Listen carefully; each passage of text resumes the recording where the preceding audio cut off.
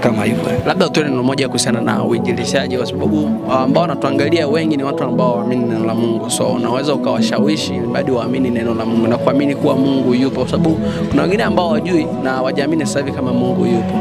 Labda unaweza kuambia neno moja mbili tatu ambao anaweza. Asante sana. Kuhusiana na watu ambao wanatutazama kuhusiana na injili, kwanza kuna watu ambao wanasema kwamba Mungu hayupo. Anayesema kwamba Mungu hayupo, Biblia inamfananisha na mpumbavu. Kwa maada mtakaposema kwamba Mungu hayupo, Biblia itakuchukulia wewe ni mpumbavu. Kwa hiyo inatakiwa utokomeze swala la kusema kwamba Mungu hayupo.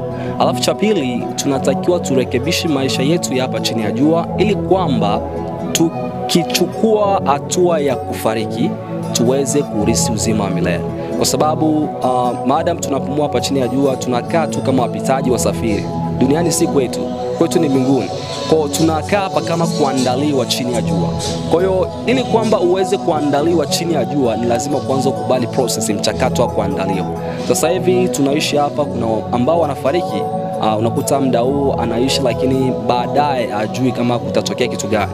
Na ndio maana Mungu amesema kwamba usijisifu kwa ajili ya kesho, kwa sababu kitu kimoja au siku moja inaweza kubadilisha kila kitu. Unakuta unajisifu kwamba mimi nitakuwa bosi milele ambaye anapendeza watu na Mungu pia. Kwa sababu kitabu cha Timotheo kinasema kwamba mtu awaye yote asiudharau ujana wako, bali uwe kielelezo kwa waaminio katika usafi usemi. Unakuta kijana unafika mahali ya uaminiki, kijana unakuta akifika sehemu, lazima kwanza kijana huyo ambaye ni mtu ambaye ni mcha Mungu akifika mahali atakapofika au sehemu atakapokanyaga, lazima paonekane mabadiliko, lazima utofauti uonekane. Ukimwona tu kimtazamo, unaona ndani yake mna utukufu wa Mungu.